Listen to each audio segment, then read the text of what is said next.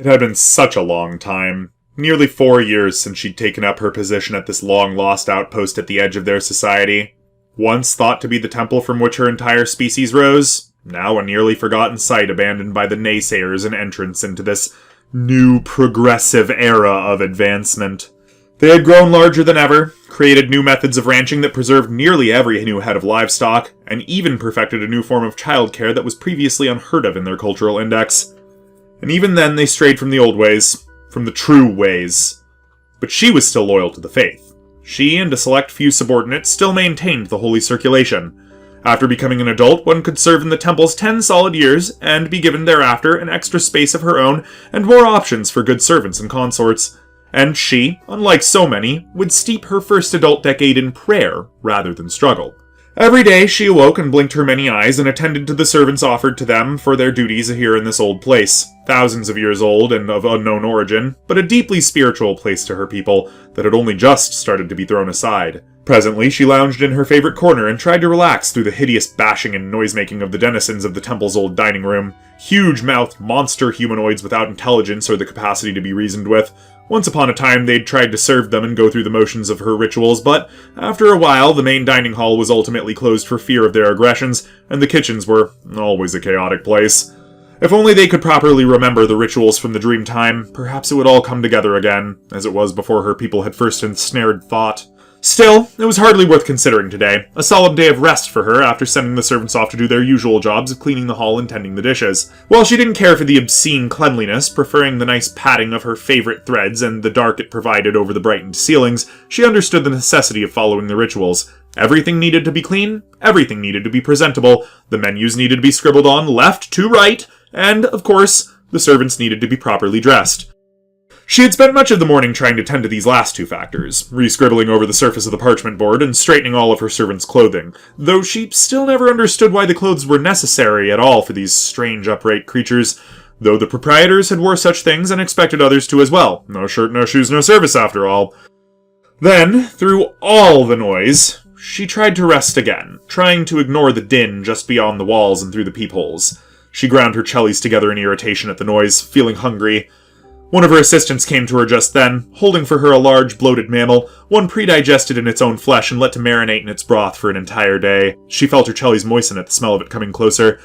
"Mistress?" her assistant began as he approached her submissively, much smaller and weaker than she. "Mistress, I thought you might be hungry, so I took the liberty of retrieving one of my personal works from the larder."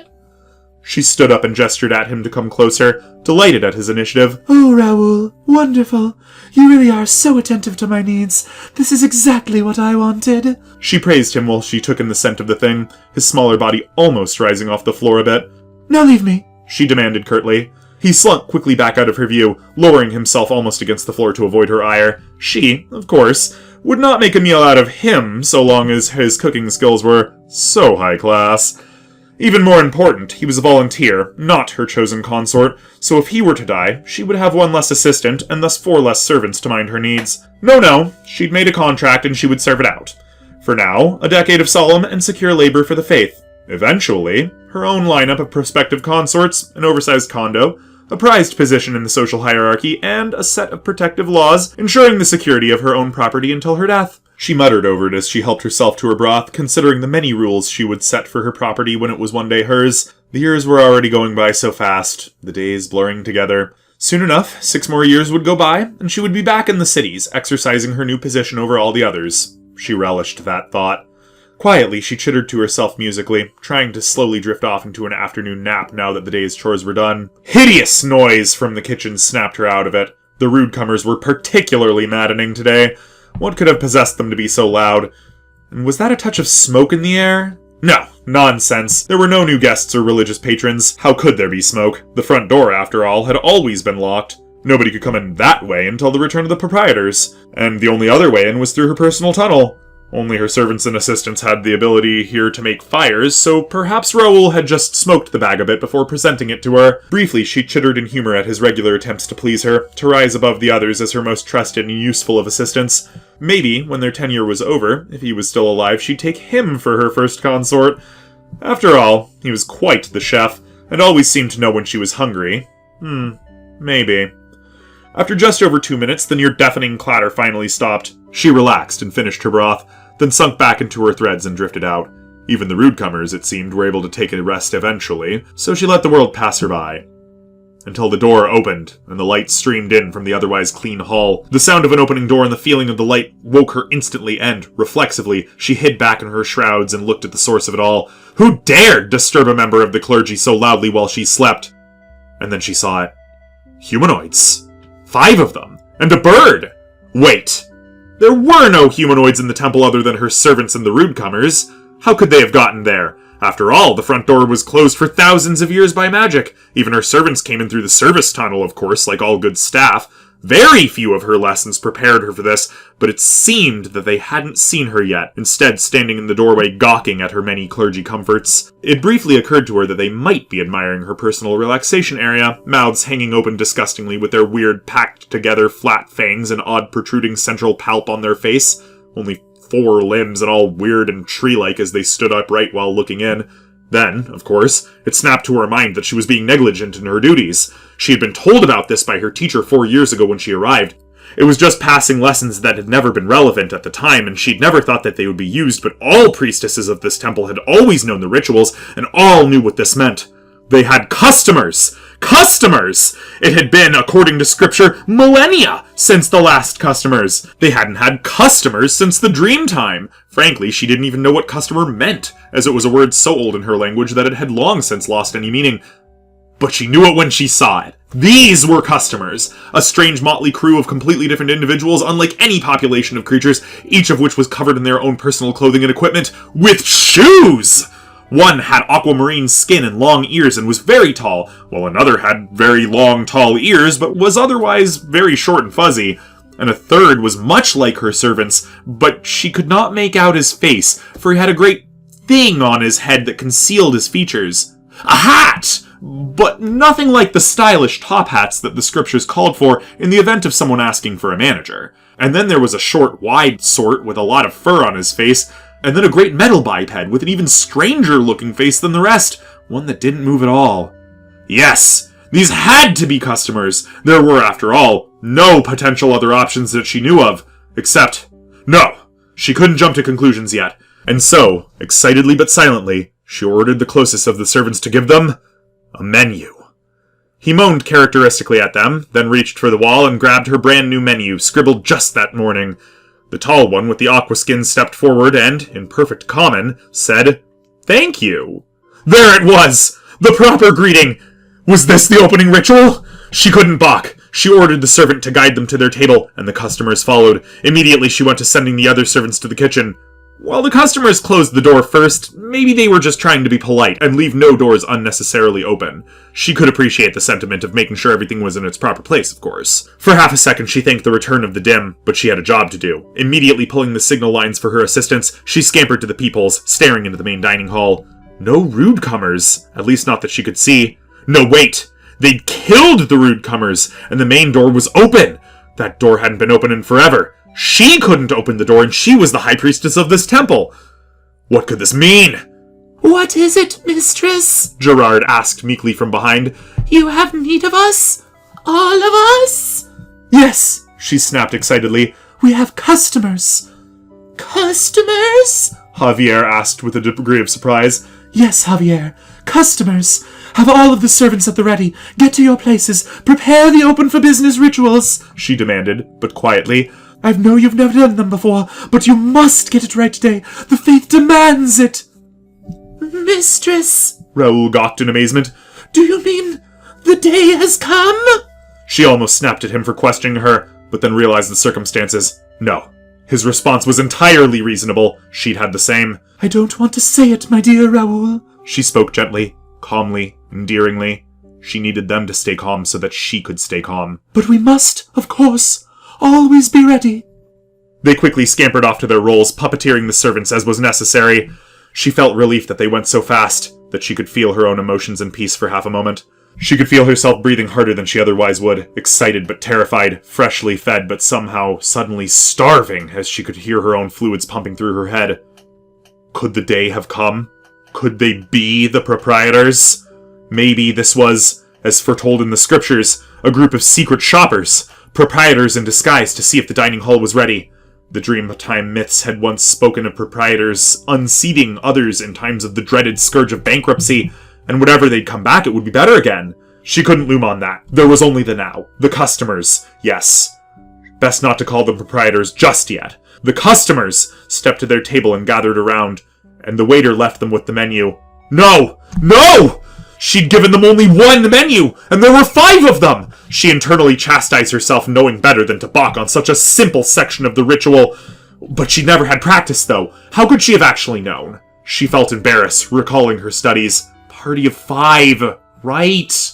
Still, she had to continue the rituals seamlessly. If she let the waiter come back later, it would all be sorted out.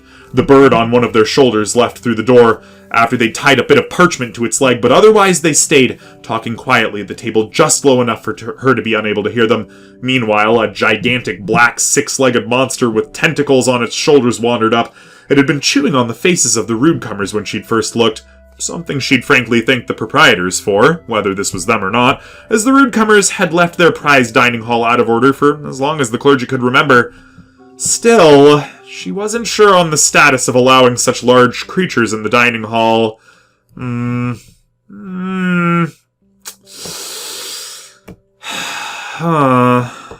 Perhaps if it was a service animal? She'd have to check the deeper and more niche sections of the scripture when she got the time, as such things were, of course, the subject of great debate in scholarly circles. Never mind that. There was a request before her waiter could shuffle off.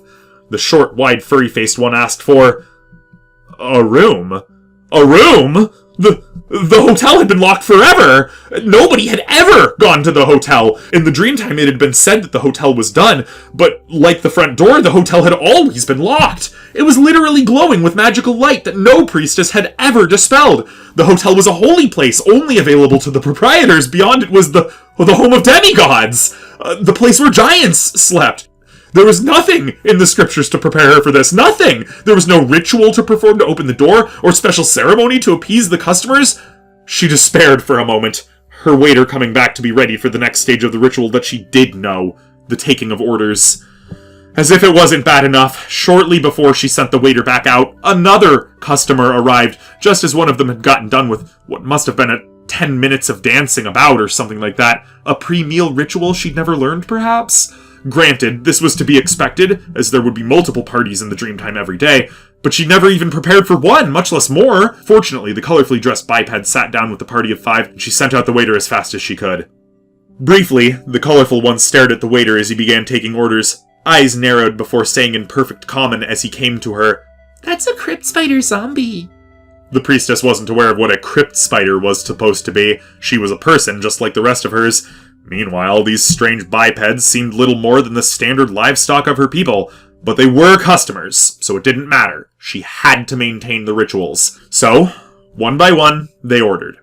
One pointed here, another there, a third elsewhere, the fourth getting the famed pat on the shoulder for a good choice. She silently praised herself for remembering to program that command into this particular servant. She at least did something right. Then, slowly, the waiter left them for the food. She had prepared a stellar menu.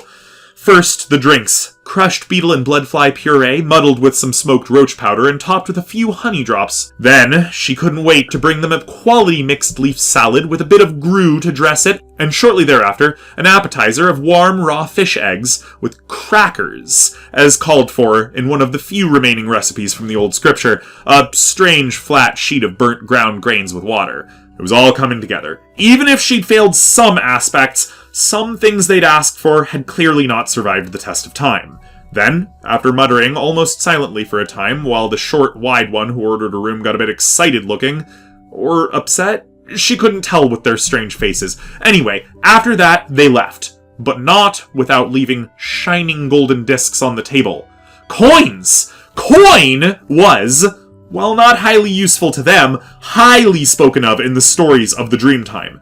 It was what the giants brought in, and what the proprietors always expected from them. When they had many coins, the great profit was said to be upon them. And it all went according to scriptures. They came, they received a menu, they sat at their table, they ordered, they left coin, they left through the door.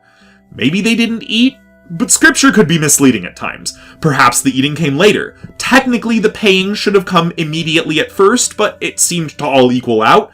After some time of the door being closed, she chanced to leave her quarters. Raoul, Gerard, and Javier all waited for her in the kitchen, somehow finally without the chaos at the presence of all but the zombie servants. They were submissive and scared of her, as they should have been, but she could tell immediately that even the threat of her presence was not cowing them. They were excited. She was excited. Mistress? Raoul began. I know, Raoul. She felt herself snapping back not in irritation, but delight. She couldn't keep her chitters from rising in excitement as she continued while the four of them slunk into the dining hall. She took her position on the corner of the ceiling, uncertain and wanting a protective location as her head assistant slunk to the table while Gerard and Javier stayed at the kitchen door. Gently, a few servants wandered out over Raoul as he climbed onto the table and stared in awe at the golden coins on the center of it. How? She paused. How many, Raoul? She, of course, could count 2, but she didn't believe her eyes. 6, mistress? 1 for each. By the prophet! She heard herself say in disbelief. What does it mean, mistress? Javier asked sheepishly from the corner. I don't know, Javier, she admitted, probably for the first time ever, for such admissions were seldom prudent in her culture. But the door has been opened. The scriptures call for us to prepare. Raoul, you will stay and prepare the meals, only your very best. Gerard, you will repair the damage by the rude comers and put everything in place. All must be cleaned and tidied. Javier, you must go to the temples as fast as you can and tell them of what has happened here. All of the nearest clergy must know. They must be here by dawn with their servants and assistants to bring the Temple of Genesis back to its former splendor. She paused at those words. By dawn. If the day has truly come, she paused, afraid to say it, then we must prepare for the return of the proprietors. They paused. She could feel their awe, their excitement, their uncertainty. This was the moment they'd been waiting for their entire lives. The day their entire people had started to forget. Now, in the time where they were most vulnerable and most fractious, drifting apart from the old ways and forgetting the importance of their faith. Now, the door had opened. Go! She demanded to their instant motion, and, as she wandered back while her assistants went to their duties, she stopped dead at the end of the hall. For the left door was hers, the clergy's quarters, but there was always another door just across the hall, a door she had the key to, but never opened. The hall of the proprietors was open. The hall where the proprietors stayed, slept, their rooms, their old garden. She'd only once gone in, at the end of her training, with her predecessor. Unlike so much of the temple, it was run down, but the many drapes and lights and tables remained completely clean, even as some of the other furniture crumbled and rotted. And here the way stood open, and ready for access. The doors swung open, unable to be shut and locked again. The customers, she would still not call them what she simultaneously feared and hoped they were. The customers had opened the door, and now open it remained. She nearly passed out, feeling her blood pump through her as she chanced wandering through the old hall. She had to think quickly. The place would have to be cleaned, the broken furniture removed, the rugs shaken. She had no idea what to do. She had no idea how to handle it. And under no circumstances was she to reveal that to anyone. It wasn't even night. She had until morning to research the scriptures more thoroughly, and here there were more of them available than anywhere else. She would do everything she needed to make this work properly.